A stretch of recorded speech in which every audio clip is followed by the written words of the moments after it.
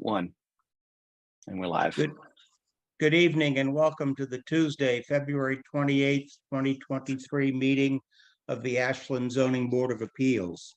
In accordance with the requirements of the open meeting law, please be advised that this meeting is being recorded and broadcast by WACA. There appears to be the voice of a young child coming across the audio. And there she is. Welcome. The town of Ashland, in response to the COVID-19 pandemic, is currently following the guidance from the Ashland Board of Health, Massachusetts Department of Public Health, and the CDC regarding the virus and steps communities can take to prevent the spread. In accordance with the governor's order suspending certain provisions of the open meeting law, General Laws, Chapter 38, Section 20, all public meetings can be held or conducted remotely. To participate remotely, there is a Zoom link contained in the agenda that has been posted online, or you may call and dial in on a telephone number that is also listed in the agenda. First order of business will be to call the meeting to order and take a roll call. I, John Trefethen, present. I, Brian Forrestall, present. I, Nathan Band, present. I, Stuart Siegel, present. I, Anton Takamarov, present. Excellent. And we are also joined by our town planner, Peter Matchik. First order of second item on the agenda this evening is the continued public hearing for 59 West Union Street, continued from our last meeting on February 14th. I'll read the Anton Takamarov, present. Notice that was published. Excellent. The Ashland Zoning Board of Appeals will reopen and continue the public hearing to hear the petition of Emery Bond to grant a bond. Trustees of the Island Trust who have applied to the ZBA to appeal the building commission's determination under Ashland zoning bylaws section 9.2.2.3. I had to shorten it with such a quick shot. Along with any other sections of the Ashland zoning bylaws, appeals for the building commission, the public hearing, force the meditation of Emery Bond. Trustees states the recent expansion of the street was applied to the ZBA's appeals in violation of the Ashland. The property in question is located at 59 West Union Street, Assessors Map 19, Lot 42 in the Highway Commerce zoning district, and parties wishing by law in this matter to appear at the time and place indicated in the hearing. Hearing was open at our February 14th meeting. The applicant represented by Attorney Trey Connors made a presentation. Parties wishing by law in this matter to appear at that point. We had requested, the board had requested an opinion of town council as far as what are legal possibilities of what action we could take on the application. We had not received the town council's opinion, so we were going to continue the matter. We briefly opened up the floor for public comment out of order because there were a number of people that were present who wished to be heard.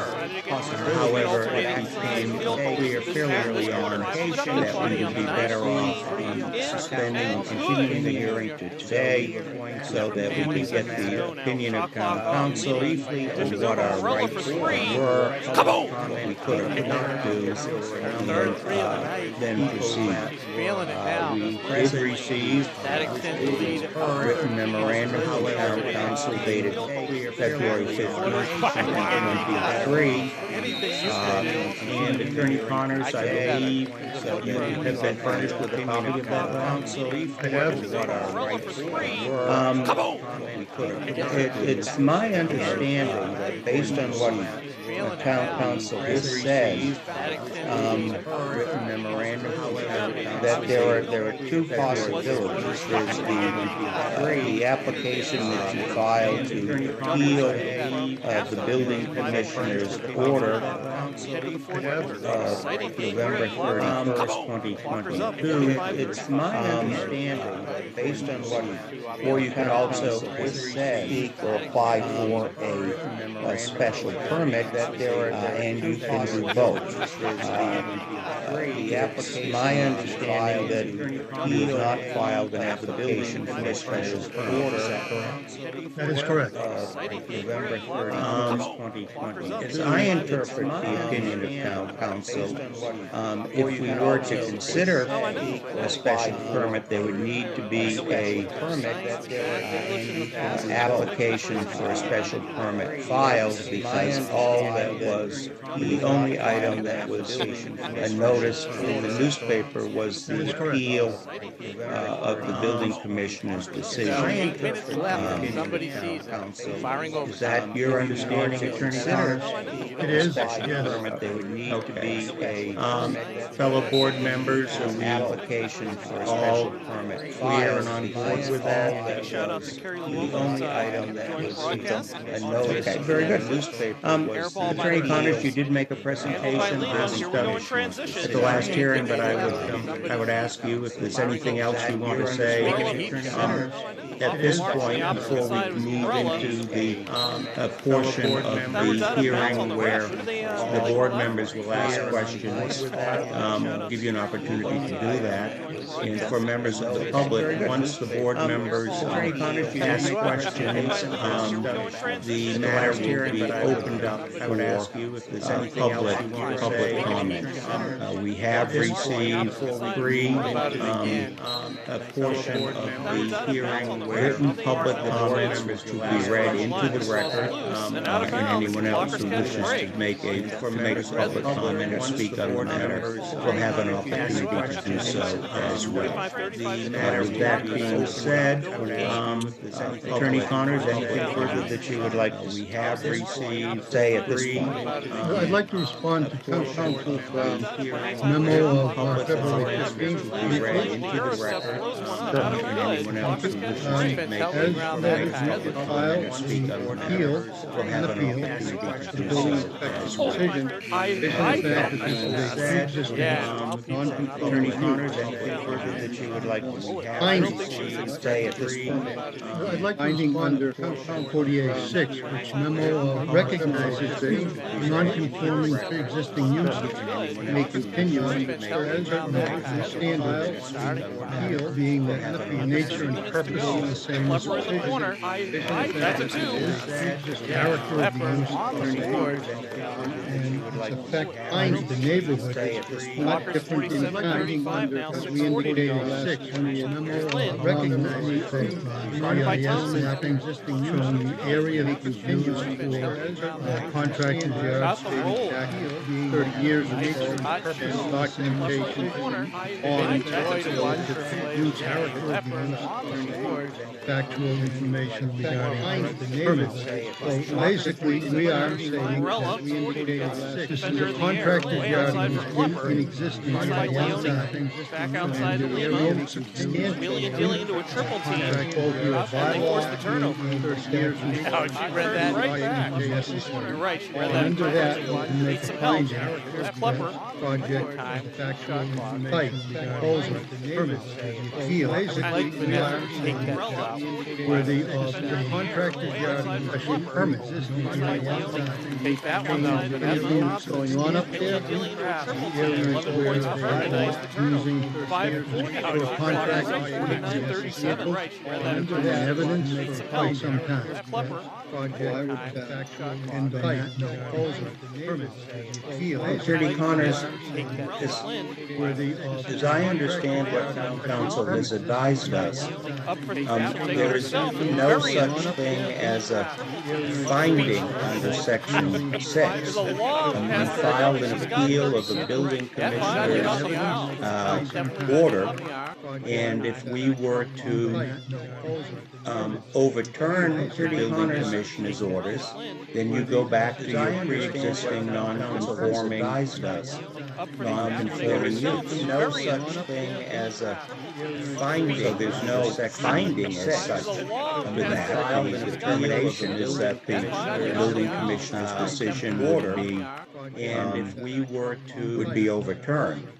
Unless you go back, your clients will go back to having a pre-existing non-conforming use.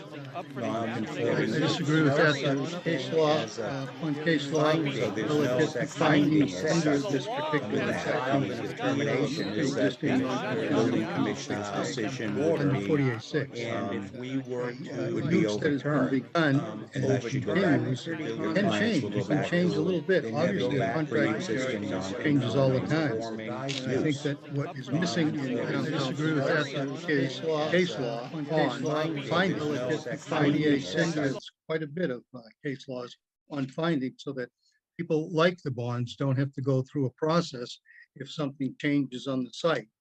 Many sites that have changed substantially in case law, where they've been mothballed and brought back to use, where they've been expanded, where they've been changed from one use to another that didn't constitute necessity of a special permit. So I think that that is missing from town council's letter. Well, Attorney Connors, you mentioned several times that there's numerous case law in support of what you're telling us, but have you submitted any of that case law to us for consideration? I mean, the only case law I see in here in your submission was, I guess, what references the powers test, which doesn't seem to address what the point that you're referencing. I would think that town council would have been aware of case law for findings under 48.6. I'm happy to do that if you'd like. I'm very surprised. I'm happy to do that. Okay, well, I think I'm not speaking for myself, and I'll give my fellow board members an opportunity to chime in on this, but we've got an opinion from town council. As I interpret her opinion, there isn't a finding. In fact, she refers to the review and analysis as misplaced under section 6. So if there's case law that supports what you're telling us and contradicts what town council seemingly has advised us, I think the board would appreciate receiving that. Brian, Nathan, Stu, Anton, your thoughts on this point? I'd be interested in receiving the case law, I guess, if there is a actual practical difference between receiving a finding under section 6 and us just overturning the building commissioner's appeal. If we're just talking a matter of semantics, then I think I'm fine rolling ahead. Okay. And that may be a question for Attorney Connors, what in his mind the practical difference between a section 6 finding and us simply overturning the letter would be. A section 6 finding memorializes the fact that these folks have a contractor's yard that's been in existence before you changed the bylaw in 2000, I think it's 19. 2019, you added a section in the table of uses under F, industrial uses, contractor yard or landscaping business under the CH zone is an N, so it's not allowed. And if there's some mindset in the town or in the building inspector's mind that these people have are doing something that they need a special permit for, that doesn't make any sense under the bylaw when you have section 3.3.2, I think it is. Check that. where you recognize that pre-existing non-conforming uses may be able to be continued. In your Well, own- Attorney Con, I'm sorry. In your own bylaw, I'm sorry. Go ahead.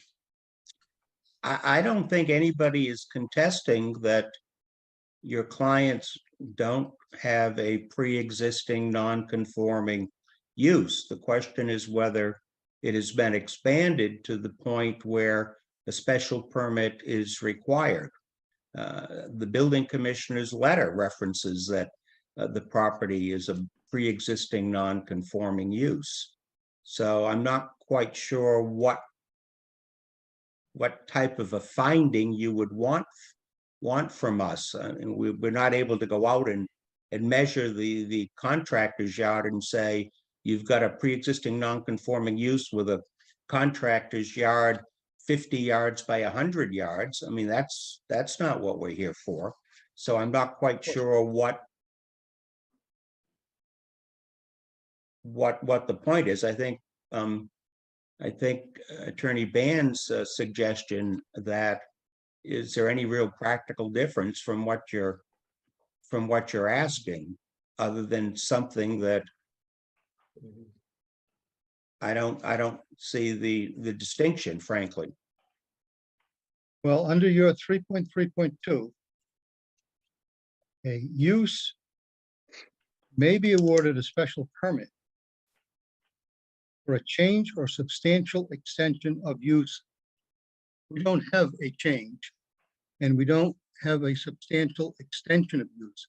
We've provided GIS mapping that shows the site back about 30 years, and the areas that have been used have remained the same right up until the present. Contractors' yards change as a matter of course, daily, weekly, monthly, yearly, depending on the type of work they're doing and the equipment that they have and what they're storing and what they're taking off the site. So we really don't want to have a special permit for something that is pre-existing, non-conforming, and has not got a substantial change or extension and doesn't impact the neighborhood. I think that's as clear as it can be. The fact that you want to see something relative to binding case law, I'm happy to provide that. I just thought that would be something we may not need it, but again, you're asking us to accept your proposition that there's been no extension of a non-conforming pre-existing use. The building commissioner made a finding and sent out a letter back in November where he indicates that in his opinion, there has been. And it's up to us to determine whether the evidence that we hear tonight and at this hearing supports his opinion or does not. And if it supports his opinion, then presumably we would deny your appeal. If we find that his findings are not supported, we would allow your appeal. And I don't know how else we're supposed to quantify or solidify what the use is. Okay, Obviously, if we were to uphold the commissioner's finding, your clients would have a right to file an application for a special permit.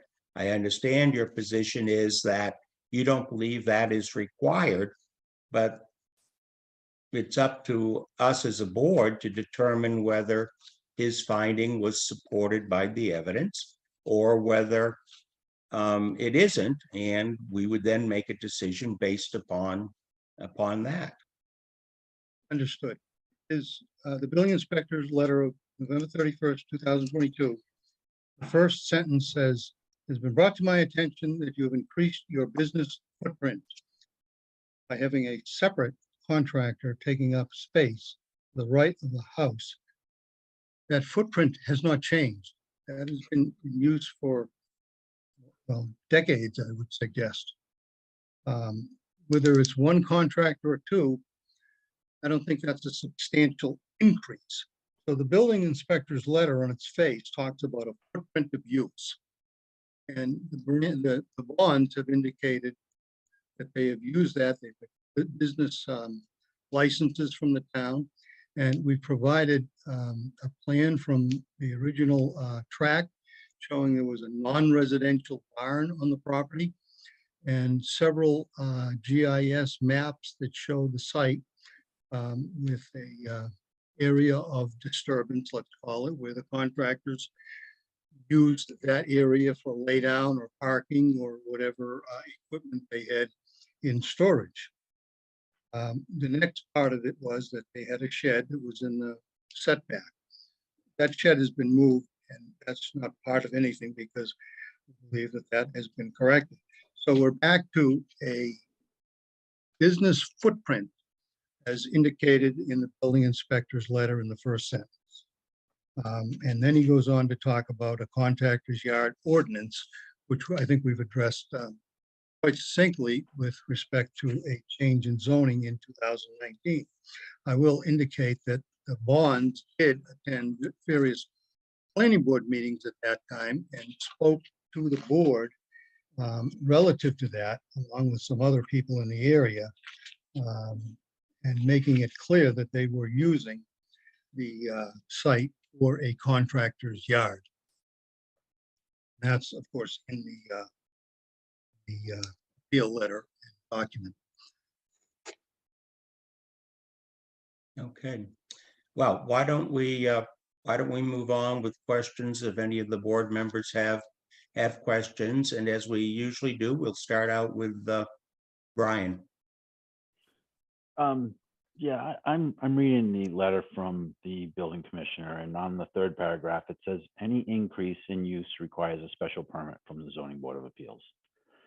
Now, we've been here before, Attorney Connors, where you say they only added one extra contractor. So that's really not increasing the use that much. And I've asked you in the past, you know, do you consider that it doubles the use from one company using it to two companies using it as a space? And at what point, if you say, no, it doesn't increase it, at what point does it increase it? Is it 3 contractors in the yard or 4 contractors in the yard that increases the use to the point where you need a special permit? I think you have to look at the interpretation or the definition of substantial extension. The areas are still being used. The bonds may give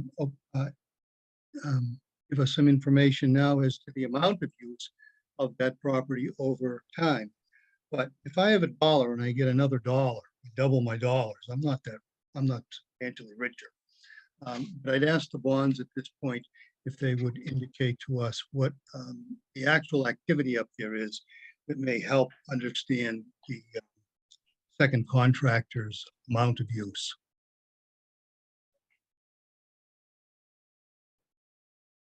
Yeah, so hi. So the area in question, the contractor referenced in the building. Excuse me, would you, sir, I'm sorry, didn't mean to interrupt, but if you could just identify yourself for the record so the tape will know who's speaking. Hi, how's it going? Emery Bond, 59 West Union Street. Thank you, sir. So the area in question in the building inspector's letter dated November 31st, 2022 is a separate contractor with an in and out use. He's in the morning, out to the job during the day, back at the end of the day, and out with a personal vehicle. It's no more than any other dwelling business on the street, if not less.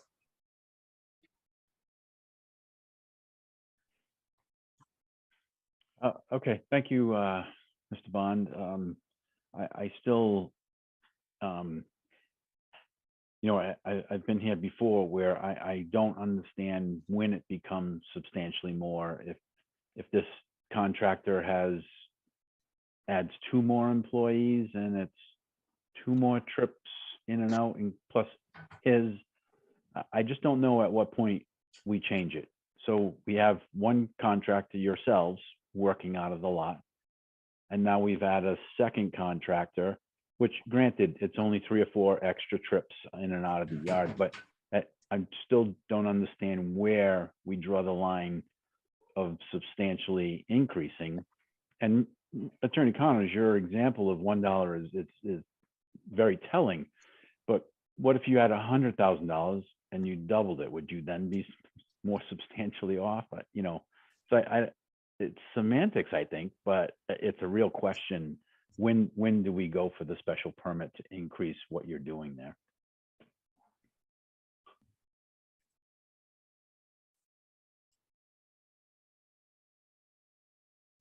Anyone want to take a shot at that? Oh, if that's a question. It's a practical, pragmatic decision. I think that a typical house has 10 trip ends per day. This isn't a typical house. It's a contractor's yard. It's a need in the community. It's in an area that is zoned with a lot of commercial type things. And I don't think it's changed anything in that area, and especially on that lot. That laydown area, call it, in the front, 3 or 4 trips is really less than half of what a residential house would be. So again, it's a pragmatic decision that you have to apply to a landowner in the town and be reasonable. I agree with you on that. But I'm still flummoxed as to what to do if the bonds find another contractor or is approached by another contractor that wants to do the same thing as this second contractor does. At what point do we determine that it's substantially more? Do we do it now, or do we do this next year when another contractor moves in? Or maybe there's never another contractor and it's all fine. But judging from what I see there, it's looking quite built up. It looks like the bonds are improving their space there, and then that's great. But it seems to me that if they want to keep going in this direction, that they should seek permission from the town to expand their business by adding additional contractors to come into their yard. I'm not trying to be a jerk at all. I just don't, I'm assuming someone complained, because I don't think the building commissioner is riding around looking for this stuff. But so I think someone is irritated by it, and I don't know if they're on the meeting tonight, but I'm just wondering how this came to be and how we can do this fairly to make it right.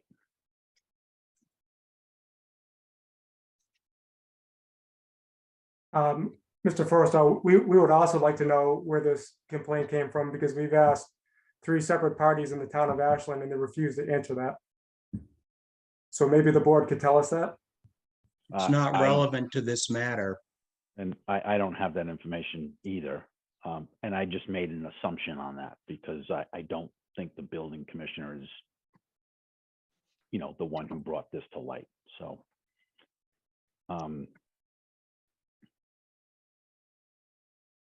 I guess that's all that I have for questions for the bonds. And if the next person wants to jump in, okay. I'm good for now. Nathan? I don't have a whole lot in the way of questions. I do share Brian's unease about when something becomes an substantial expansion of a pre-existing use. Maybe there's case law out there that answers that. I don't know of it, but it's well outside of my area of practice.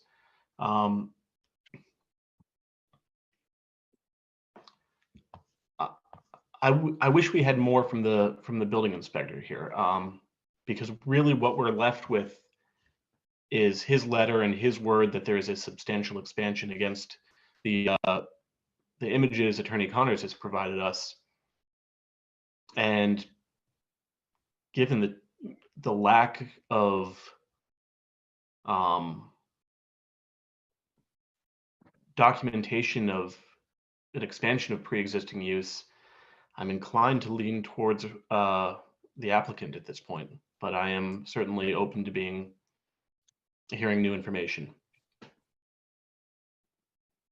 I would, Mr. Ban, I would also agree with you there where we've been in business for many, many, many years at this property, and the code enforcement officer has only been with the town of Ashland since January of 2020. So I would also like to argue that it's hard for him to make a decision on that based on what he's only seen in as of the time of the letter, 2 years. May I ask the Bonds a question? You have a lot of information in here relative to meetings and discussions, not only with the planning board, with other people. Do you care to expand on that just for the record, please? Yes.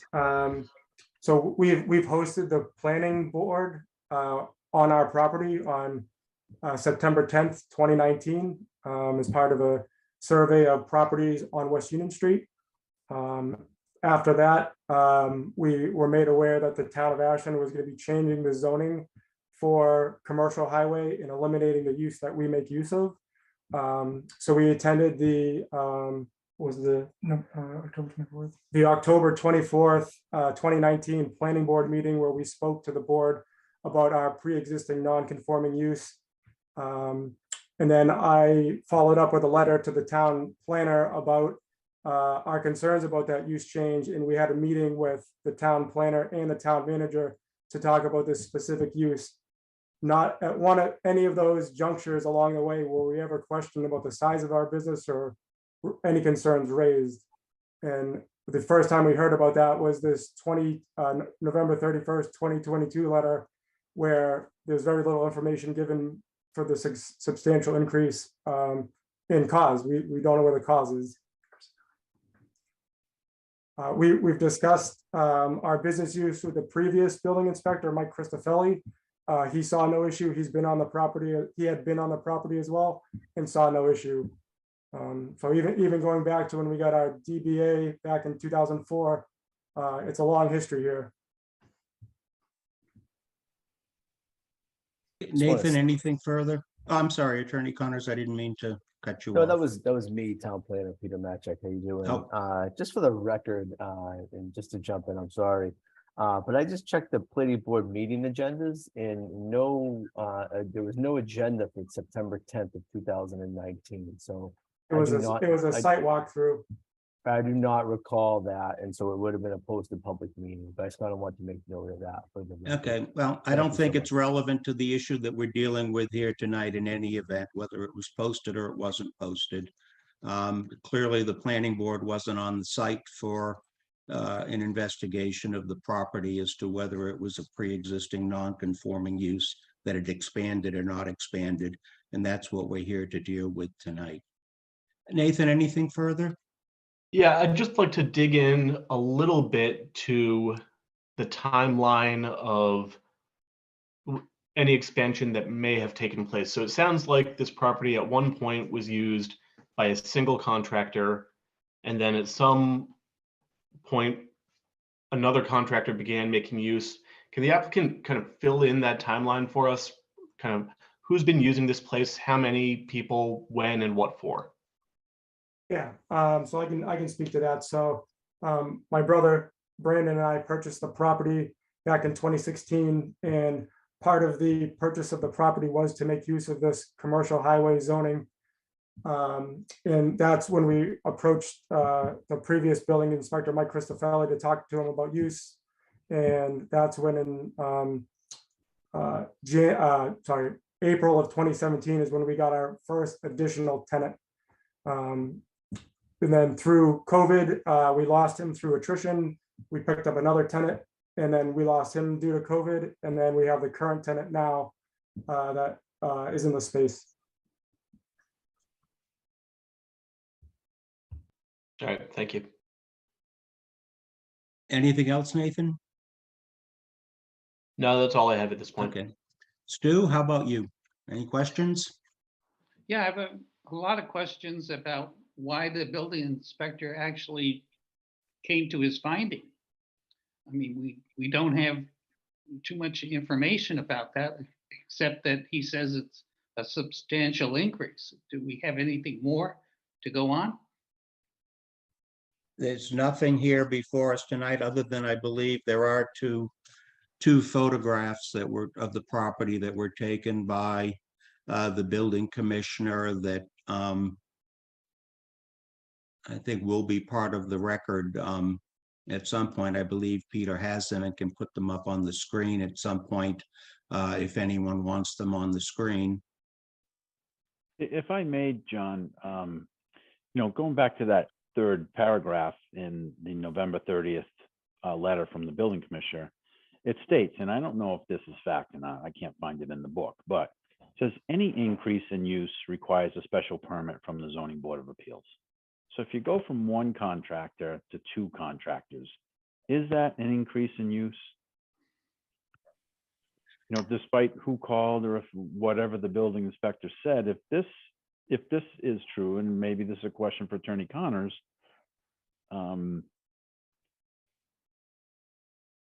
is it time to go for a special permit to increase the size of the business?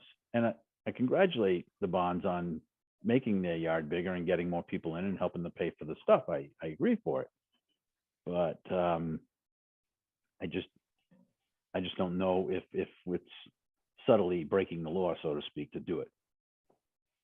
I would like to correct something. I don't think they made their yard bigger, as the photos indicate from the long history.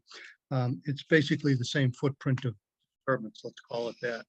But in terms of use, the use of the property, whether it's one guy laying down machinery and pipe or whatever it is, or three guys, it's the same use. It's the amount of vehicles going in and out, I think, is really the key issue in looking at use.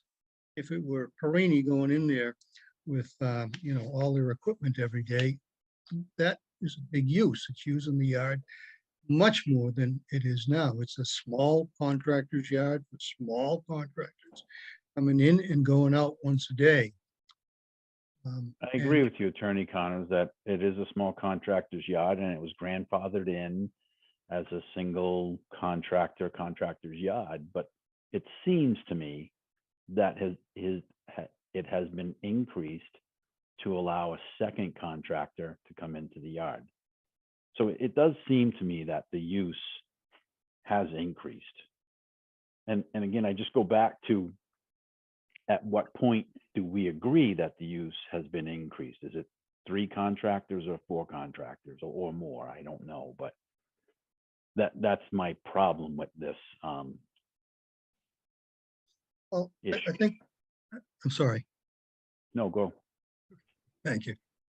I think that we're asking for findings, previous non-conforming. The finding can certainly say second contractor is not an increase in whatever you want to say, pending me giving you some information on the finding and some case law on that. But in terms of it memorializing or recognizing a second contractor on the same ground or something like that, I think that makes sense. 3, 4, 5, 7 contractors, a contractor with 19 people working, I think that makes a difference.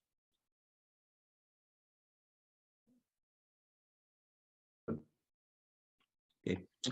Why don't we go back to Stu for further questions? Sorry, Stu. Thank you. Well, can we ask the building inspector if that was the reason why he issued his order? Because they had a second contractor on the yard specifically? Let's clear that up and say, what are the issues that you found? I'm talking about the building inspector. What are the issues you found to come to such a finding? Yeah, Mr. Siegel, if you read our application, the letter that we wrote back to the building inspector after we received the letter, we'd asked several times for that exact question and we were not provided it. Well, we're sitting here guessing about what was meant, but we have to understand that specifically before we can make a decision. Well, the building inspector is not here, and I would suggest we have to make our decision based on the evidence that is presented to us as part of this proceeding. And if there isn't adequate evidence presented as far as what the expansion is, then our decision would flow from that. Then we have to assume that it was the second contractor that the bonds have on the yard. That's the only difference between the bonds owning the yard and the current composition of who is using the yard today.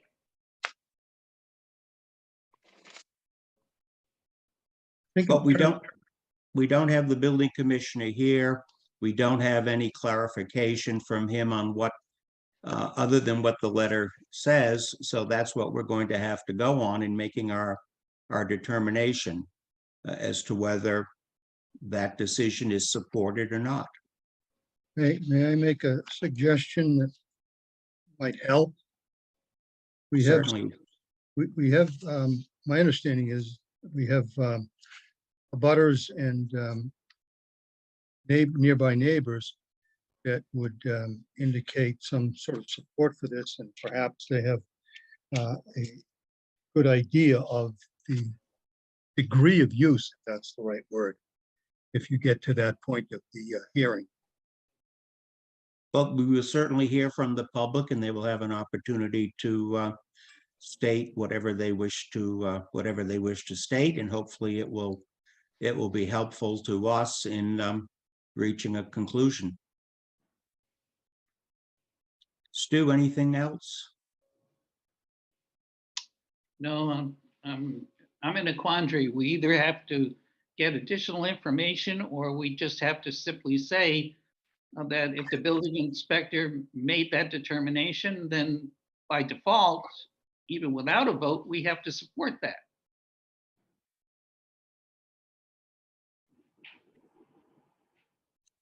Okay, that's one position. Any other questions for Attorney Connors?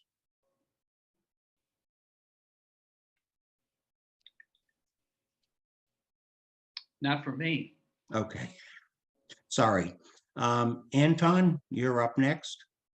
I have nothing for Attorney Connors. Thank you. Okay. Yes, Peter, do you have the those two photographs that we could perhaps show on the screen? Because I'd like to ask Attorney Connors and the bonds some questions about them, if I may. Apparently, I can confirm you can see this. It's a black and white still of the property. Below it is a colored image here of the property 59. Yes. Okay, Attorney Connors and the bonds, it's my understanding that these photos were taken from or by the building inspector on or about the time that he wrote the November letter. And looking at the photos, it appears that there's a gate, and I don't see that gate in any of the photos that were attached to the appeal and the documents and other things and other photos that were from Google Maps, etc. When was the gate placed there? It was added in late 22 for security reasons.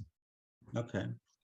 And also looking at the same photo, the one that has the gate with the private property, there's a white pickup truck that's backed up next to the house. Is that the pickup truck that belongs to the tenant? Correct. Okay. And looking as you face this photo to the right, which would be to the right, there appears to be a building on that level with two doors. Do you see that? Yes. What is that? That is the shed that was referenced in the letter, and this photo is in its relocated position. When was that shed added to the property? In August of 22. Okay. And did you put the shed there or did your tenants put the shed there? Our tenant put the shed there. Okay. I think it's a lot of questions.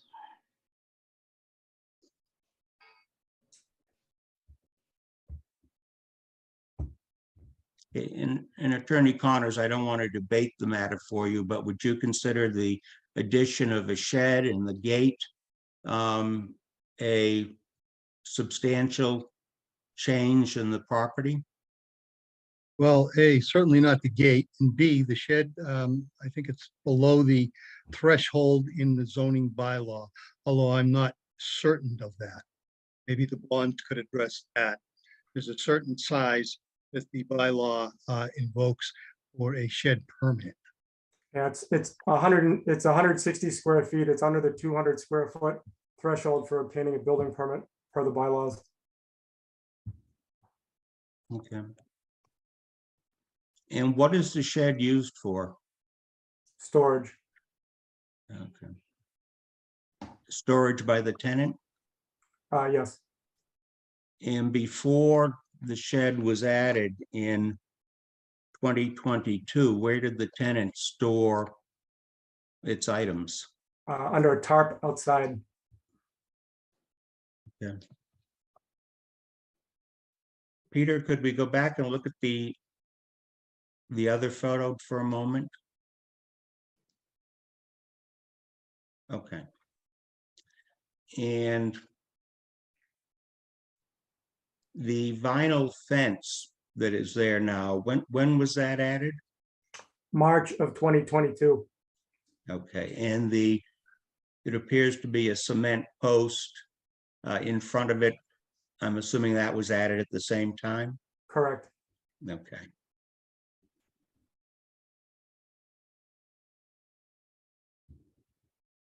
Okay.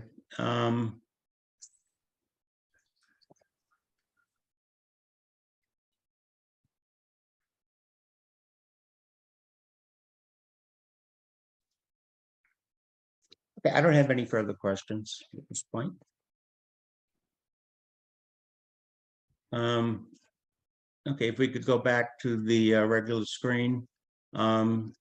Before we open the matter for public comment and reading the written public comment that we received, any further questions from board members? Yes, I have a question. Is there anyone living in the house behind the pickup truck there that was pictured in the prior photos? Are people living in that house? I don't see how that's related, but yes. But can you answer the question? Yes. The answer is yes, there are Correct. people living there. Correct. Who lives there? I don't see how that's relevant. Can you answer the question? There's people living in the house. Who are they? Are they related to your family? No. So you rent that house out? Yes. Thank you. Anything else? Okay. As I indicated, we had received 3 written communications from the public concerning this matter. They are all going to be entered in the record. Because we have so many people here tonight, I'm just going to read them very briefly into the record. The first is dated February 9th from Jeff Markets, addressed to the ZBA. Attention, John F. Trefethan, Chairman. My name is Jeff Marcus and I reside at 65 West Union Street, which abuts 59 West Union Street. The Bond family have been great neighbors for over 30 years.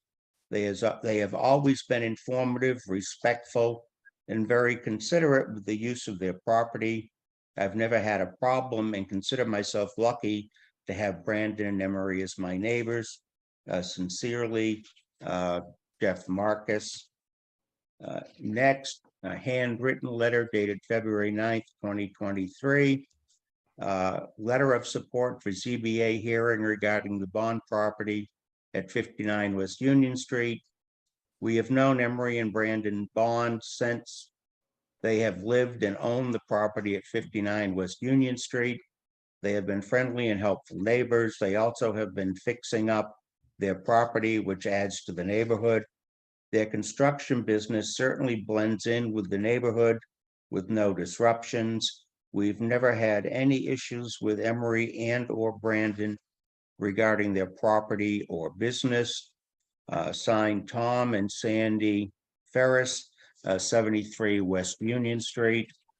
And the last letter received by the Planning Department on February 14th, 2023, from Jeffrey A. Stone, 54 West Union Street, Ashland, Mass., addressed to the Ashland Zoning Board of Appeals. Attention, John Trefethen. Dear Mr. Trefethen, I am writing this letter of support regarding the business/commercial use of the property of Brandon and Emery Bond, trustees of the Island Pond Trust, located at 59 West Union Street, Ashland, Mass.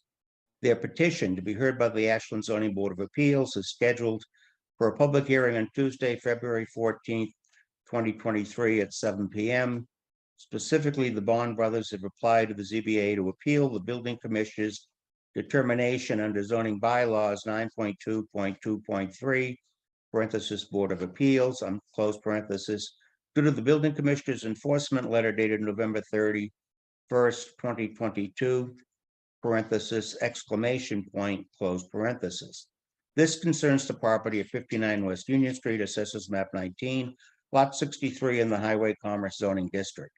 I have resided at 54 West Union Street for close to 70 years and have known the Bond brothers for their entire lives. Prior to their ownership of the property, my family assisted in the care of the property when owned by Senator Charles and Victor Olson. The Bonds have committed their efforts in maintaining the historical integrity of the property and showed a continual open and transparent collection of facts and information through their attorney to be honest and representative townsmen and businessmen in Ashland. The Bond brothers are caring and respected neighbors. They have strived to create business opportunities for Ashland and have contributed to Ashland town initiatives and charitable causes. They have always looked out for the welfare of their neighbors and assisted all when needed. Their business ventures have always considered the needs of their neighbors in terms of safety, quality of life, and aesthetics. I also wanted to give you context on why the Bonds are having to go to the Zoning Board of Appeals hearing. They have conducted business in their property since 2004, when they obtained a business certificate from the town of Ashland for their contractor/carpentry business. The zoning for the property changed in 2006 from residential to commercial highway. This zoning change allowed for the contractor/landscape yard as a quote, as of right use, unquote, and we took advantage of that use, continuing up to present day. In 2019, the town of Ashland changed the zoning of commercial highway to eliminate the contractor/landscape yard in its approved use. Through multiple Ashland town officials, parenthesis, ZBA, town managers, and legal representatives, close parenthesis, the Bonds have maintained the highest levels of integrity and diligence while continuing to state their right of fair business practices. I hope this letter will attest to the strength and merits of Brandon and Emery Bond and will be considered towards a positive outcome of their petition to the Ashland ZBA. Thank you. Sincerely, signed Jeffrey A. Stone, 54 West Union Street, Ashland, Mass. 01721, parenthesis, a butter for 70 years. And those are the three written public comments that we have received. If there are people in the audience tonight who would like to be heard, if you would please either raise your hand or click the hand button on the Zoom. It's at the bottom of your screen. Please do so, and Peter Matchik will allow you into the meeting. Looks like I see three hands being raised, Peter. And if you recall the order in which they were raised, we will take them in that order if we may. Okay. Yes, Mr. Chairman. Just a note, we did receive, the planning office did receive a email from an abutter at 5:43 this evening. Obviously it came in late, but I did receive that from Mr. Bill Rodenheiser, who is currently present on the call as well. So that email was received. However, it did not go out to the board members, nor have I had time to take a look at it, but I just want to make that for the record noted that did appear in my inbox. With that said, I do want to open up the meeting to Mr. Mark Dessoni first. Mr. Mark Dessoni, can you please unmute yourself and introduce yourself with your name and your address? Hey, thank you. Good evening, Mark Dessoni, 49 Hawthorne Road. I was on the February 14th meeting, and I was saying a couple of questions about the construction and stuff like that, but this has nothing to do with that. It's got to have the question with the letter, and the response from town council, and the steps that's going to be happening throughout the next weeks to come. The building inspector letter, where they got sent out, did the building inspector letter ever have bullet points to point through to what made him frame that letter to be put out tonight?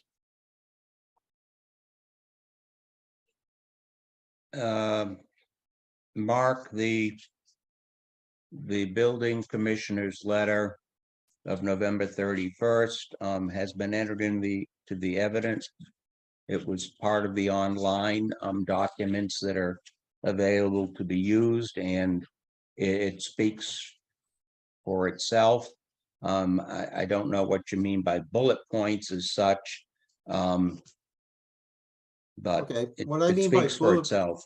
What I mean by bullet points, it would not be a regular salutation, dear applicant, whatever. It would have to have the reasons why this letter is being framed and being brought to the board's attention.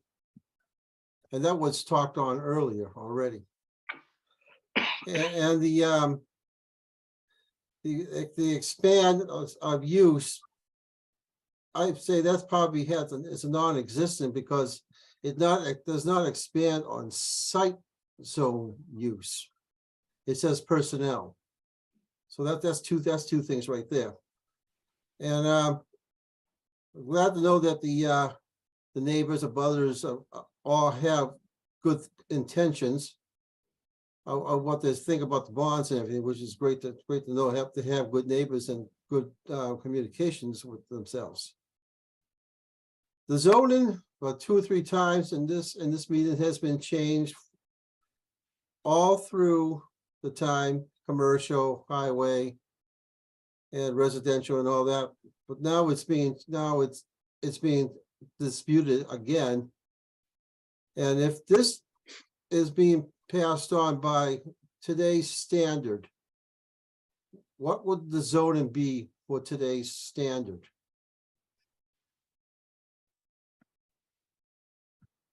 This is in a commercial highway district, and the bylaws, the zoning bylaws provide what uses as of right are available for a commercial highway district. Okay, and we consider Route 126 a highway?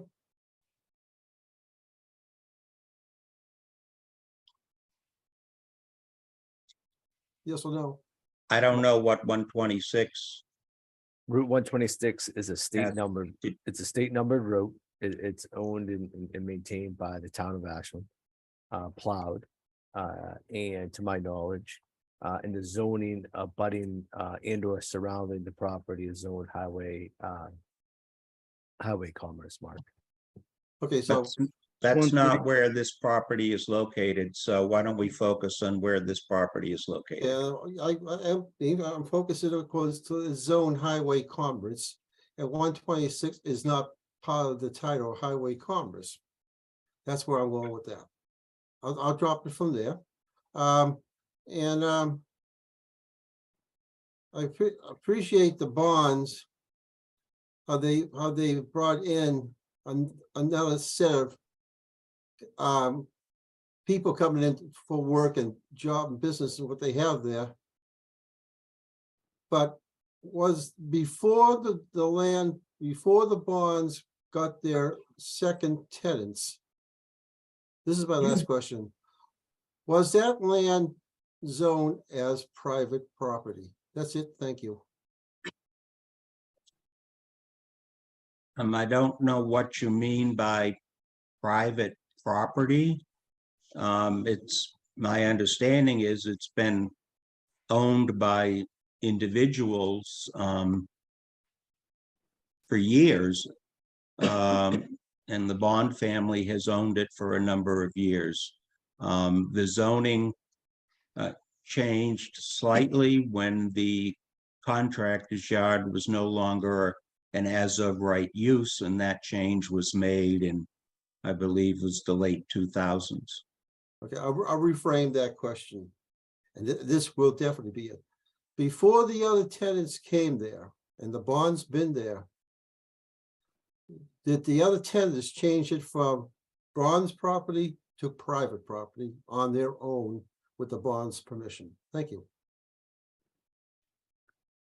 Again, I'm not sure what you mean by private property. The property is owned by a trust that has the two bonds as trustees.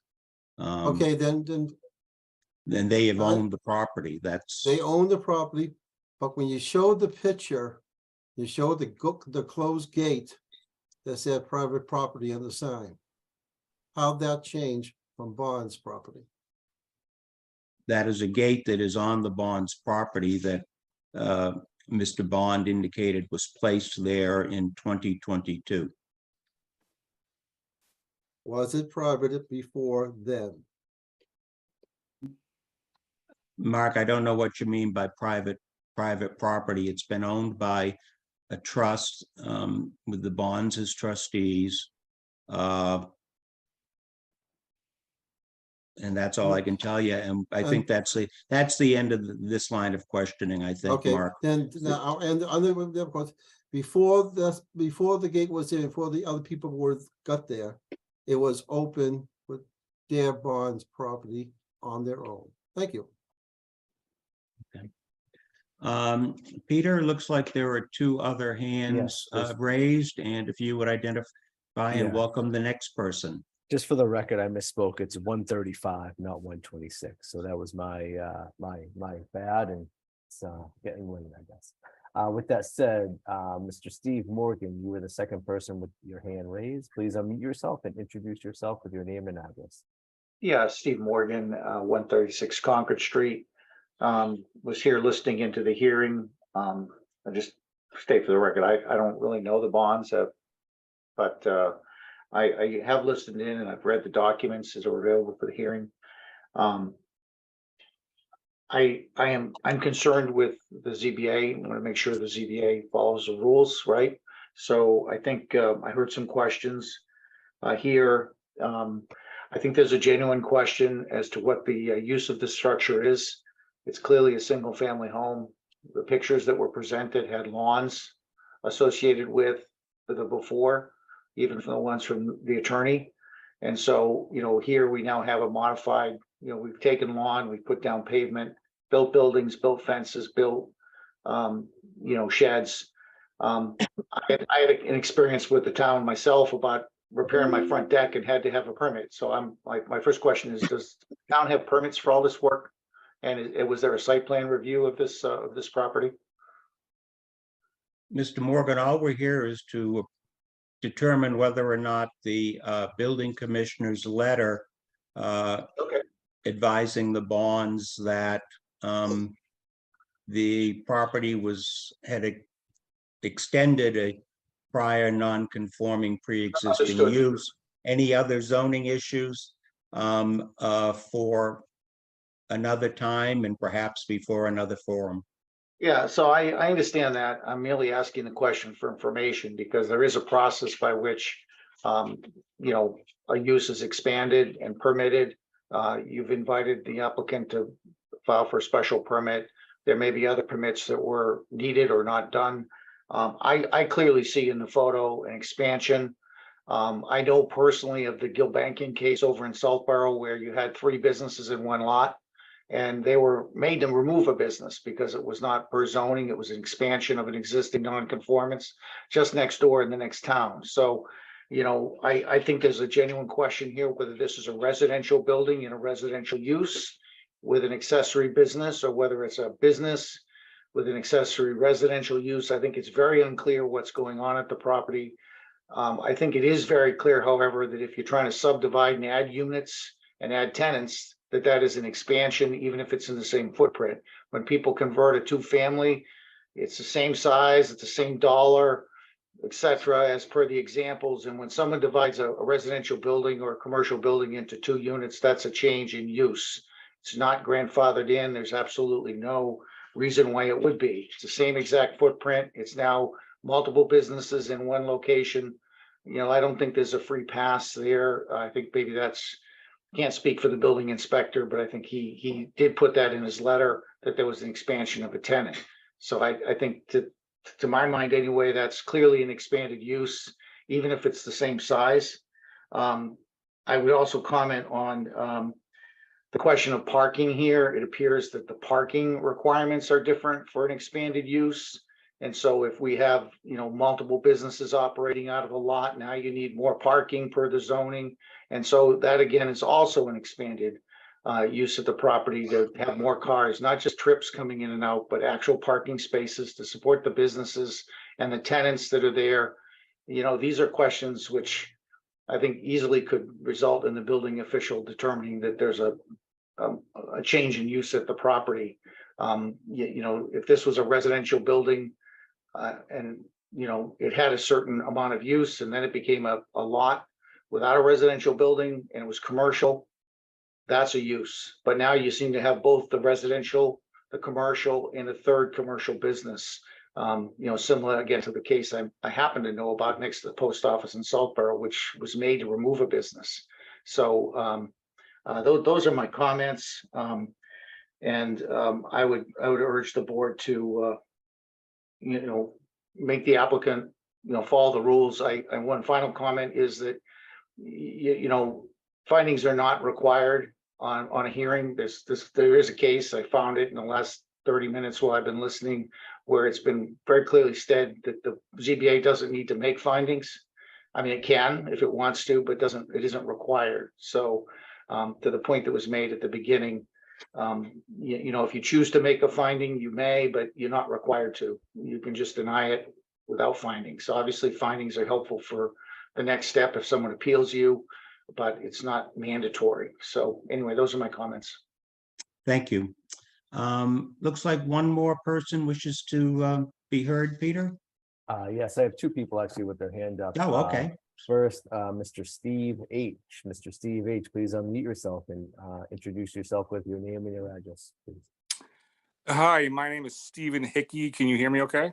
Loud and clear. Okay, I own the property immediately to the right of the bond business. So as you're standing at the street looking at the house or looking at the lot, I am to the right from, you know, next to the Dunkin' Donuts. Or in between the bond property and the Dunkin' Donuts, I should say. I want to focus on, first of all, a clarification. I thought I heard a board member refer to a letter dated November 30th of 2022. The only letter that I've been able to see is dated November 31. Are there 2 letters or are there just one? There's just one. If one of us said the 30th, we misspoke. The letter was dated November 31st, 2022. Yeah, that's why I asked. I didn't sure if someone had corrected a letter because November 31st isn't a real date. So I just wanted to double check. As you were commenting and questioning it, I was thinking to myself, doing the old, childhood rhyme that I don't think there's 31 days in November, but that's the date of the letter that we're dealing with.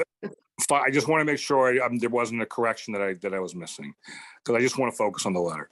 The first thing that kind of catches my attention is the building inspector is saying that there has been an increase in the business footprint, and he refers to that area that you put the pictures up on, to the space to the right of the house within the front yard. As a guy who's owned property there for a number of years, I will testify that I've absolutely seen that area used in the past over the years by contractor type stuff. I've seen pickup trucks there. I remember a yellow backhoe was parked there in the past. I recall, I believe, a skid steer that was there in the past. It's not, I was surprised to see that this is considered a increase in the business footprint. I would say that it is not. It is an area that has absolutely been used before. That's the one thing. And then the second thing I was going to comment on was people are talking about I guess I'll say the density of the use, one contractor versus two contractors and that sort of thing. I'm a little puzzled at that. I've heard the Bonds actually testify, I believe tonight, that they've had tenants there in the past, first of all. Secondly, if a contractor yard is a contractor yard, if you have one contractor that's not very big and another contractor that's not very big and they share the contractor yard, so be it. They're not expanding the actual footprint of the area. They are using what was there, what has been used in the past. I liken it to a single tenanted, if you have 100,000 square foot single tenanted office building, so one office tenant was in that building, all of a sudden that tenant goes away, you get 2, 3, 4, 5 tenants in there. That's not a change of use. That is just more tenants occupying the same space. It is absolutely not a change of use at all. There would be no reason, I don't believe, to ever go back to a planning board for a change in that use. So I just don't get that. You could have a single family home that's occupied by 2 grandparents and they only have 1 car. Then all of a sudden that single family home changes hands, is sold to a family that has 3, 4, 5 cars. Again, not a change in use. It's a higher density, but it's not a change in use. I don't even think this is a higher density. So that's my take on it. If you have any questions for me, please fire away. Thank you for your time. Anyone have any questions for Mr. Hickey? I can't interpret that marked question, so we will, unless you can understand it, Mr. Hickey, we will move on. Thank you for your comments. Anyone else Yes. wish to be heard? Mr. Peter Barberi is the last person with the hand up. Thank you, Mr. Chairman. Peter Barberi, attorney with Fletcher Tilton. I represent 81 West Union Street, and Bill Rodenhauser, who will talk about the submission that Peter mentioned he gave to the board late this afternoon. Bill owns 81 West Union Street, which is a number of doors down from the project, although it butts it in the back of the property. First, I want to say we're not in agreement with the building official's initial determination as the non-conforming use. We understand that's not a matter before the board tonight. What is before the board tonight is the question as to what was the use in 2019 at the time of the change of the bylaw that made this non-conforming use as determined by the building official substantially different from what it is today. If you look at the photographs that the applicant even submitted to you, if you look at the ones in 2018, you look at the other ones, they have substantially increased the area that has been previously used. They cut down all trees, they cleared the site, they're making use of a lot more property than they were in 2019. Also, the photographs, and even the photographs going way back, do not show any heavy equipment, tractor trailers, anything else on the site. At best, in 2019, the Braun brothers were using the house for an office, and they had their own pickup truck. They were not running equipment out of that site on a daily basis. They were not storing equipment there on a daily basis from the viewpoint of construction equipment. you look at some of the photographs, there's cones, there may be concrete blocks, there may be construction materials, but there was not construction equipment on that site until most recently, and certainly after 2019. Again, the other photographs show that the area in the front of the building to the right of the house that they showed you the photographs on, that hadn't been used. That was cleared after that fact. So looking at in the other aspect from the viewpoint of it is the use of the building. Now, the only thing we found in our investigations is a building permit for a two-family use. The Board of Assessors who are required to inspect that property have classified and continue to classify that property as a residential use. So in 2019, again, at best, there was an office in the building. Now you're running a construction equipment company out of the building. That was not a use that was on that property in 2019. There are significant differences. The shed is a new position that's there, wasn't there. And all of this, as far as we can tell, has been done without permits. So what we're seeing is, to be honest with you, a disregard for the Ashland bylaw, which says if you clear more than 5,000 square feet of land, or you change the use of the property, or add a requirement for 6 more parking spaces, all of which they've done over the last 3 and 4 years to circumvent the bylaw. They do it in a piecemeal basis and then turn around and say it's not substantial. You got to look at what was there in 2019, compare it to what is taking place now in their own photographs, and the photographs and the points you made, Mr. Chair, from the viewpoint of the shed and the truck and the living in the house. I think another person made that point. Those are all substantial differences from what the property was and how it was used in 2019. So I'll let Bill take you through the photographs and the observations.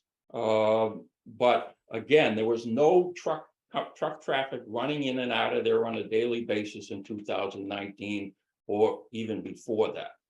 So go ahead. Can we share the screen to show you his memo? That'd be up to the chair. Peter, can we do that? We can make them the co-host, yes. All right, so You, Mr. Rodenheim, Mr. Barbieri, Mr. No, Rodenheim. let's get to the right one. You do have the ability to share your screen. So this is Bill Rodenheiser, who's the manager of 81 West Union Street LLC. hi, good evening, everyone, and thanks for hearing me. First of all, for reasons I have no idea, I have not been noticed on an abutters list. I don't know whether that's our responsibility or how that's happened. So the first I heard of this meeting on the 14th was I was shopping to head away on a ski trip, and a friend called me and said that there was a meeting regarding my property. Dropped my stuff, tried to get on the call, no idea what was going on, but realized it wasn't my property, but 59 West Union. Then headed away on vacation for quite a while with my family, got back late, and really have had quite a hard time trying to put this together. So that's why you saw the submission late. I'm sorry for that. I would just as soon have it entered into the record, but because it's not really allowed, I guess I'll probably have to just read my commentary. Tuesday, February 28th, 2023, to Town of Ashland ZBA, and to whom it may concern, regarding the public hearing of tonight at 59 West Union Street from the West Union Realty Trust. Below, please find some photos with commentary, and it is our intention to have this detail to be part of the information we'll share with the board this evening. And what we're showing here is some of the site conditions that currently exist. You can see the photo there, and then above. Excuse me, Mr. Rodenheiser, none of the photos are on my screen, at least, so I don't know if anybody else is seeing photos. Okay, hold on, here you go. Can you see that now? Yes. Okay. Okay. And out of respect for some of your comments, Mr. Chair, I understand that some of the things here I may skip over, because I understand, to your point, no sense. There are some issues that are not pertinent, and I respect your point, so I'll move along as quickly as possible. So above 59 West Union Street, this is a photo taken 8/28 of 19. It shows the sidewalk hazard to children walking from school with broken asphalt, truck traffic coming in and out of the property, street erosion resulting from no appropriate asphalt in place or proper drainage mitigation via storm scepter as typically required. Moving on to the next picture. We have a picture now from the 22nd. Well, this is the left driveway, but it still accesses around the back of this house. And you can see a continued degradation of the surface with, again, no mitigation, no erosion controls, nothing in place. And then the next photo below is a photo taken on 7/22/22 showing an expanded use of the property with the new activity never seen before in the front of building of 59 West Union Street. Specialized equipment creating a hazard to traffic and sidewalk access to the school. And everybody needs to keep in mind, this is like the major thoroughway for kids to walk back and forth. You can actually see in the background of this picture, the traffic being held up at the light there. And I understand Mr. Hickey made a point about his visual inspection, having witnessed the types of use that the bonds are currently participating in the rear of the property. Well, I bought 344 Union Street, May 25th, 1989. I then lived next to Mattery's funeral home for up until 2007, at which time I was involved in this property and lived on Wilson Street in Hopkinton. And I drove by this place a million times, and I never witnessed, not ever, one thing like that on the right side of this house. And to the contrary, the bonds pictures also show nothing like this in terms of use. So moving on, I think probably, the next picture is just a photo of the building card, okay, from the building card, and it's quite clear that the front structure was listed as residential, as Pete had alluded to. And while zoning converted this property to commercial highway as supported in the two, it must be noted that this was supported in 2006 when I had this property under agreement, this very property, 59 West Union Street, with the father of the bonds who supported through the warrant article my changing with Peter, who we walked this whole change through the towns, okay? Mr. Bond, if you look on the next page, is a signer. On the very last page, he's a signer, there's his name. And he spoke at town meeting on the warrant and spoke without reserving any of his rights to this property. While I can appreciate that they may have had a business certificate at the time, it would be awfully interesting to see what the business certificate actually allowed them to do. So ironically, the submission photos by 59 West Union Street show the property in completely disrepair as far back as 2020. And absent building, electrical, or plumbing permits, it's not understood how the occupants are even living in the structure. I went through a very detailed assessment with Mr. O'Porter and the building official and the people in the office to copy all of the records some time ago. And I was able to, now, once I heard of this meeting, I was able to go back, find my pictures to sort of recapture in a very quick manner what it is that really has occurred in this property. And from this very picture, you can actually see. So have all the fire, life, and safety measures been installed and inspected according to the Ashland Fire Department? Is there an appropriate means of secondary egress for those utilizing the basement? Those people that I've witnessed going in and out of the basement, late at night, early in the morning. And then below, again, from the submission package from 59 West Union Street, this plan shows significant work, including walls that could likely be within the town setback or safe offset to the sidewalk. You'll note that this retaining wall is certainly in excess of 4 feet and doesn't have any type of retention for a fall hazard. And the picture also shows continuing damage occurring to the sidewalk without mitigation in the area where children walk every day to and from school. It's also clear from the previous picture that more extensive land clearing has been done in the right rear of what is expanding into a construction parking area, likely requiring planning and conservation approval for land disturbance, earth removal, and drainage permitting. Unfortunately, despite the commentary by the owner on the photo of no change in the footprint of the area present, the present day photos versus those over time do not support this comment. So you can see here, they've made this comment, and then you'll see on the following photos below, you can see clear evidence of expanded tree cutting from a picture I found that I took back in July 13th of 2022. And the clearing, along with heavy equipment used for moving stumps and soil to expand the area. The industrial type of equipment also remained on site as part of this new tenant's use. So you can clearly see these trees that are cut. If you look in the foreground of the tree that's been cut, you can clearly see that there's been earth moved there. Then you see the mini excavator there.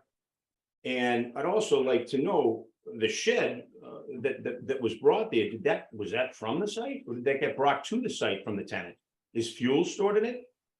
These are the kinds of questions that come more into play if you go through the actual process of following the planning board rules and get the appropriate permits. So in conclusion, the simple fact is, in this instance, the owners of 59 West Union Street have drastically altered and expanded the use of the structure in the front of this location. Regardless of any zoning changes to the commercial highway, the owners have submitted many pictures that show no type of past activity for which they now seek to base their appeal on.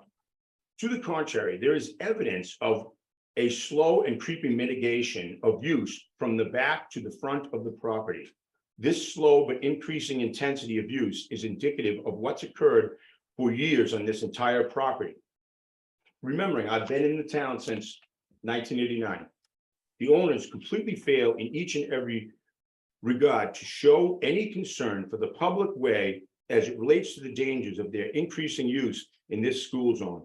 No concern for the creation of impervious surfaces coupled with drainage supporting the same has ever been considered, or even the current entrances or in any of the previously or recently expanded areas on the rear of the property, let alone the expansion of the area to the right of the residential structure in the front of the property. We respectfully request that the board recognize that this is not in the best interest of the town to have this type of industrial activity occurring across the constantly in such close proximity to such a sensitive area within the school zone on a high visible roadway. Thank you for your time. Okay, thank you. Thank you. Just to address your question about notice not being received, the abutters list that was provided to the applicant for 81 West Union Street lists the owner's name as WSP Storage Ashland LLC with a mailing address of a P.O. box in Alexandria, Virginia. So that is where notice would have been sent.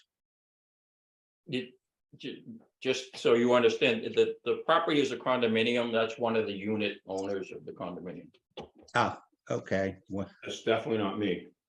Okay, well, I was going to say for future reference, maybe there's a way to we're here now with the town to straighten that out so that you do get notice if there's any other issues. No, I think we're going to do that. My office sent it to Pete's office, so we'll get it updated. Thank you. I'm going to give again in collusion from our perspective. I think the photographs show a totally different picture from what was there in 2019 to what's there now in the activity. I don't think you can deny that the activity has expanded totally into new areas, both in the nature of the house as well as the lot. Okay, before I give Attorney Connors an opportunity to respond, any questions from board members for this particular public commenter? No? Okay. Attorney Connors, do you wish to respond? I believe that the GIS photos from a vertical perspective, looking down on the land, will support the position that the Brandon and Emery Bond have not changed that site and expanded it. Okay. All that being said, I don't see any further hands being raised for public comment. So would someone like to make a motion to close public comment?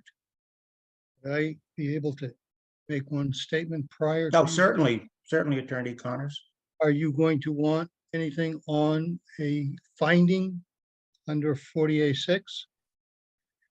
Well, I think that's something that the board members are going to discuss when we get into our discussion stage, which is usually what happens. We close public comment, then we enter into discussion, keeping the hearing open, where we will have an opportunity to discuss the matter, ask you questions, you'll have an opportunity to answer, and then we'll move into deliberation.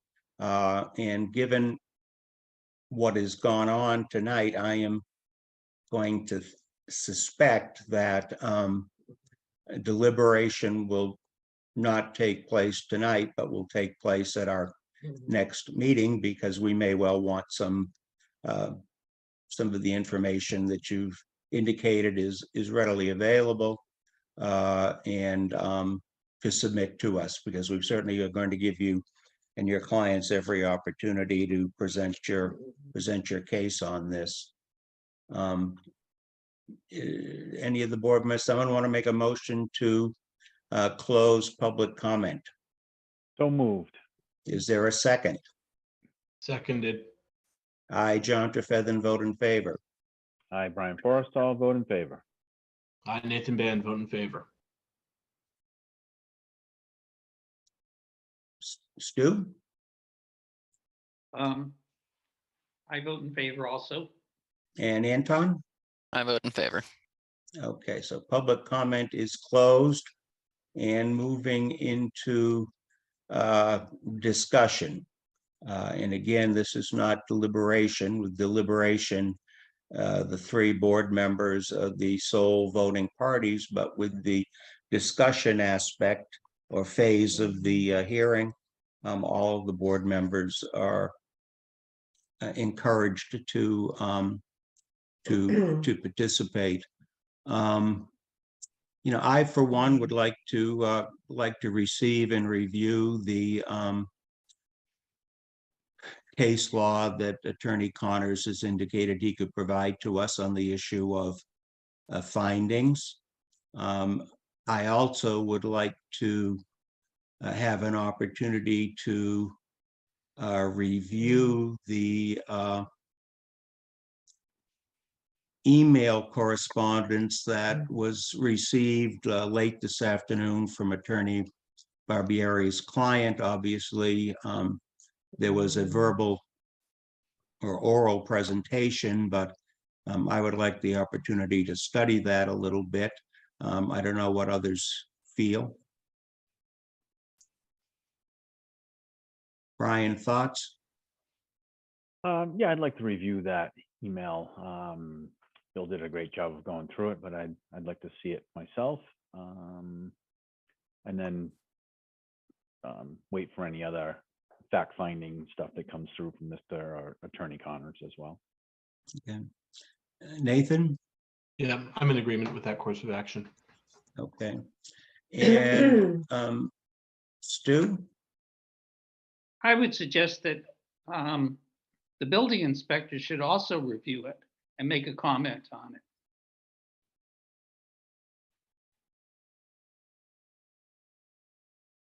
Well,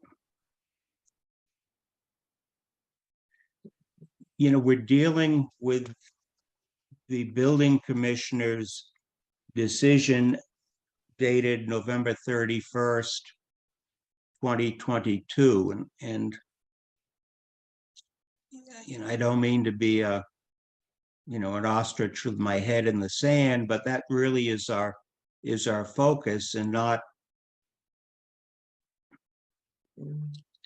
not what he considers with further documentation or evidence that was not available to him and was not considered by him at the time he made his determination.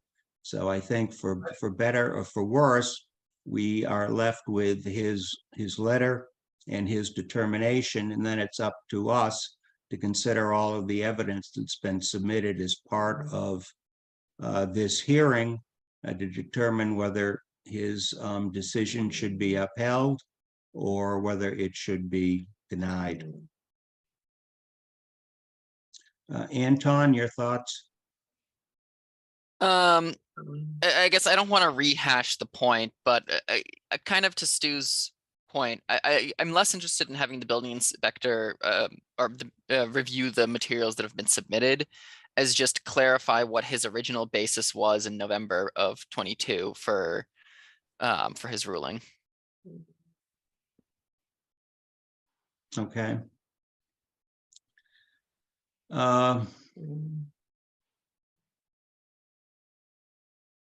Peter, at this stage of the hearing, is that something we can request, or? Yeah, as the zoning board of appeals, you do have the power to subpoena, not subpoena, but to request, I would say subpoena, it's a strong word, but to request any and all information. So I think, you know, I can email and obviously I work closely with the building commissioner, and I can email him, and obviously I'll do that with a CC to you, John. And then we can kind of go from there. And if an attorney, excuse me, Mr. George Connors, Attorney Connors, would be kind enough to send over any case law to myself, I'm happy to present that in an email to the board, as well as post it online for any interested member of the public. I mean, it would be a little out of order because we've already heard from a lot of people on this, but I think, you know, it would help all of us, you know, put the decision of the building commissioner in perspective and give us a little better idea. So Brian, Nathan, Stu, Anton, are you fine with that? Works for I me. am. I'm Okay, fine, yeah. good. Okay, then Peter, you understand what it is that we would be requesting for the building commissioner? Yes, I do, you know, Okay. and you know, I think you're looking for clarification on the basis of his findings, you know, and correct me if I'm wrong, but I can obviously, as chair, I will CC you, John, and obviously if I miss any points, I would allow you to chime in and go from there. And then obviously the hearing has been closed, but then we can kind of take take this matter up. Well, we haven't closed the hearing, so I'm that sorry. hearing is still open. So we just normally hear the evidence, as it were, and then have public comment and what have you. But you know, there's more than one way to do things. So this would, I think, be in the best interests of a fair decision for everybody all around. That being said, our next meeting would be Tuesday, March 14th. Attorney Connors, are you and your clients available on that date? I believe so. Okay. I know I am. Bonds,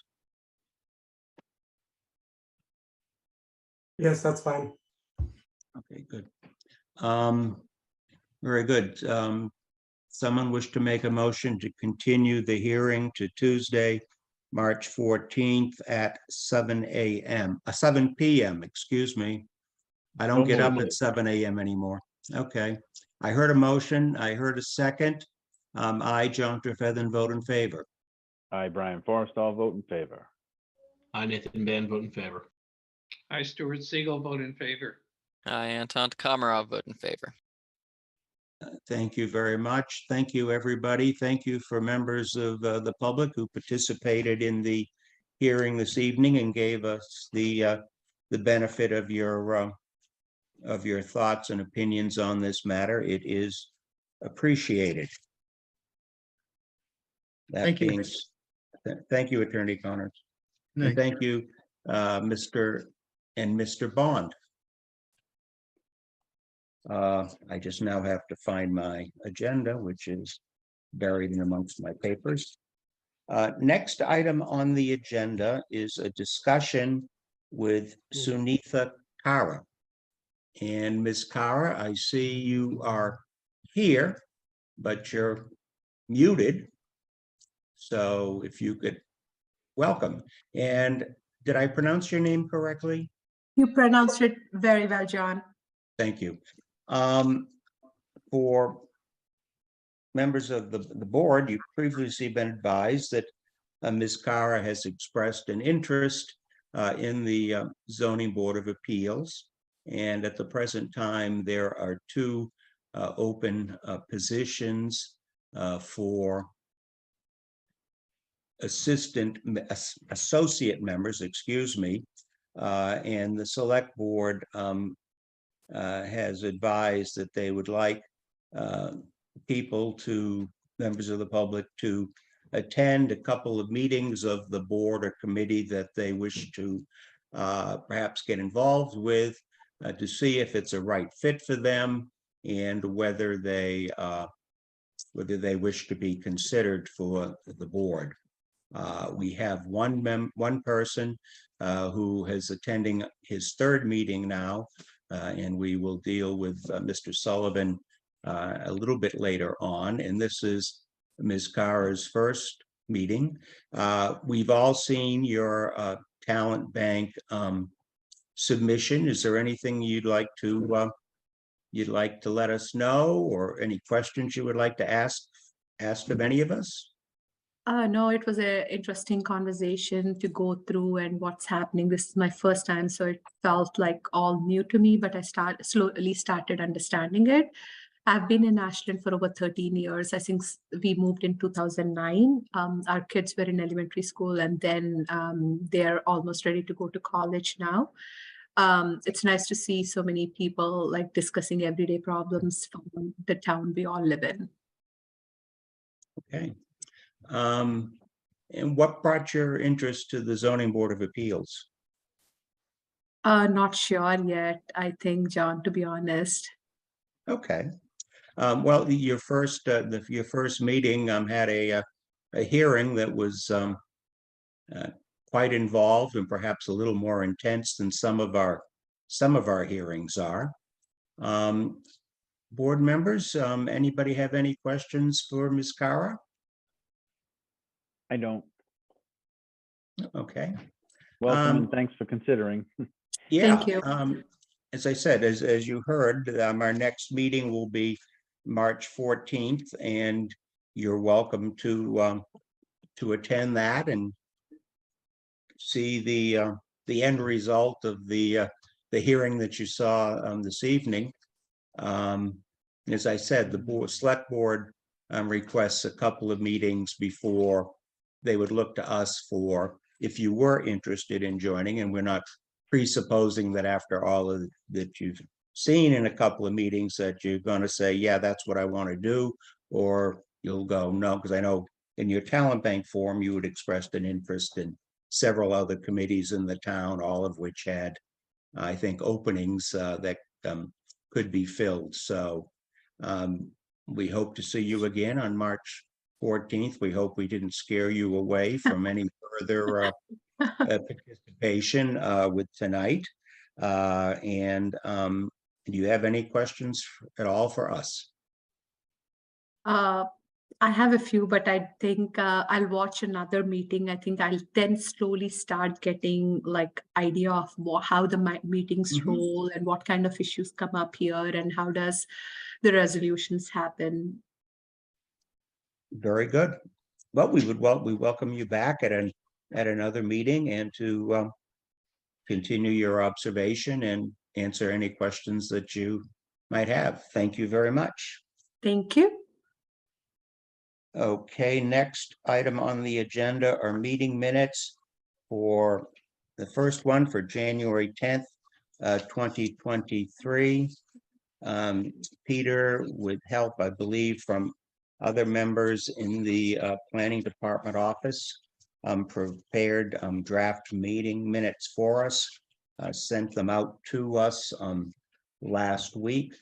Peter, did you receive any proposed changes from any members of the board? No, I haven't. Okay. Any members have any questions for Peter concerning the minutes? I don't.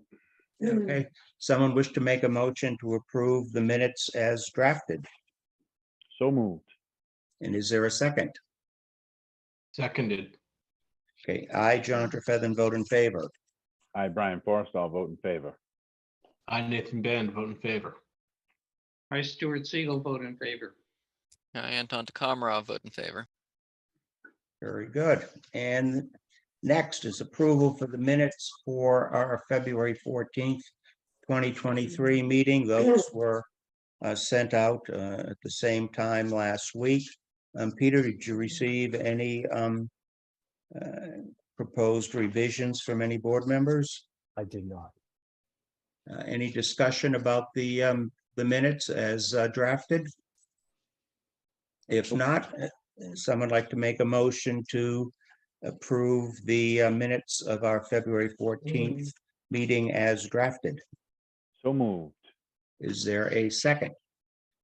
Seconded. I, John Trefethan, vote in favor. I, Brian Forrest, I'll vote in favor. I, Nathan Band, in favor. I, Stuart Siegel, vote in favor. And I vote present, I think, because I was not there. Okay, very good. And that will be noted. Thank you, Anton. Next item on the agenda is staff updates and administrative matters. As an administrative matter, we do have with us tonight Ryan Sullivan. Ryan had expressed several months ago an interest in joining the ZBA and submitted a talent bank form. And this is his, I believe, third meeting that he has attended tonight. The first one, we did almost nothing. The second one, a little more involved. And then this one, we really got involved. Ryan has expressed an interest in joining the board as an associate member, and having attended 3 meetings, I think he meets the select board's desire to get familiar with things. I asked him if he wanted to be considered to be for an appointment, and he indicated that he did. And I believe what we do is, we discuss the matter. We ask him any questions. We discuss at a public meeting whether we would recommend Ryan to fill the position. And then as the board chair, I send a letter to Susan Orobi at the select board with our finding of either recommendation or non-recommendation, as it were. And then the select board, if he's recommended, the select board would interview him at one of their meetings and hopefully approve his appointment. Ryan, could you tell us, I know we've all seen your talent bank form, but that was several months ago. Can you tell us just a little bit about yourself? Certainly, thank you. Yes. Can you hear me okay? Yes. Great. Okay, great. So I'm a resident of Ashland. I've been here since January of 2016. Have 2 children going through the Ashland school system. I am an attorney, first admitted back in 2003 down in Virginia, but have been practicing in Massachusetts since 2005. My practice has been primarily focused on construction and real estate, as well as some bankruptcy, but presently I exclusively deal with construction, working as a director of legal for a developer. I have quite a bit of experience dealing with land use, but not a ton of experience outside the city of Boston in terms of zoning. I think my background will be useful if I am fortunate enough to be appointed. And obviously, with this being my town, I have an interest in all the matters that come before the board. So would be happy to answer any other questions about my background or anything else. Questions, anyone? Not from me. No. Ryan, the only question I have is respect to the developer that you work for. Is that a company or an entity that would come before the Ashland Zoning Board of Appeals, for instance? I think it's hypothetically possible. I'm not aware of any potential project. Well, first of all, we're a general contractor, so we would typically be hired by a developer to do construction. We wouldn't be the ones petitioning, although there are some occasions where we do development directly. I don't anticipate any in Ashland where we exclusively do affordable housing throughout the country. So it's not something that it would be the size project that I see a feasible space for at this point. Okay, very good. Well, let's have a discussion. It seems to me that Ryan has all the qualifications to be a very good associate member of the ZBA. I think we could certainly use. I don't want to have the board overwhelmed with attorneys, but more can't hurt, as we found out at our last meeting when we got into the sticky wickets of the law. People's thoughts? Ryan, do you deal with plans of buildings and stuff? Can you read blueprints and so on? I can, yeah. I mean, obviously, it's not a day-to-day skill that I have to engage in, but certainly it is something that comes up quite a bit, and I'm certainly comfortable with reading plans. Great, that's a plus. Yes, a definite plus for those of us who are plan challenged, as it were. Not referring to Brian, but to myself. Again, my thought is that he is perfectly qualified and would be an excellent associate member. And I would think we should encourage the select board to appoint him. I agree. Nathan? Yeah. Stu? I agree with your assessment, Mr. Chairman, and we should move his application forward to the select board. Excellent. And Anton? I agree. Okay. Somebody like to make a motion that we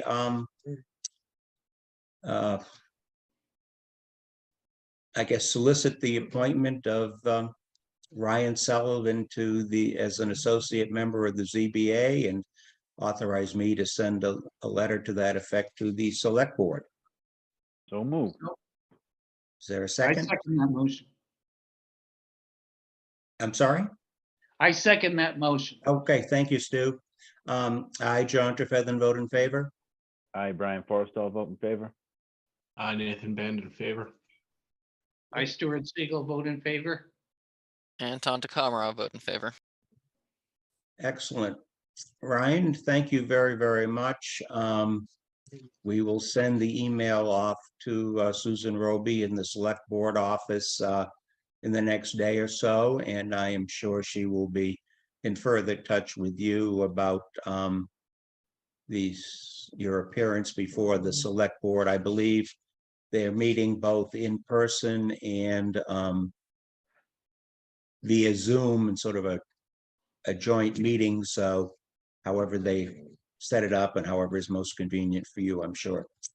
Excellent. Thank you. Thank you all. Appreciate it. We look forward to seeing you. Thank you. Same here. Thank you. Thank you. Bye-bye. Take care. And Peter, any other staff updates or administrative matters? I just want to tell everybody that we welcome a new assistant. We welcomed the new assistant planner yesterday, the town of Ashland. He is not on the call, however, he will be stepping forward once he gets some experience. helping staff, boards and committees within the town of Ashland, very similar to what Emma, our past assistant fellow was doing.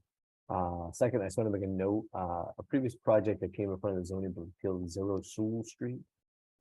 They have changed the plans. And actually this project was denied regarding the variance because it was a duplex on they were requesting to build 2 duplexes on 2 lots down on Sewell Street.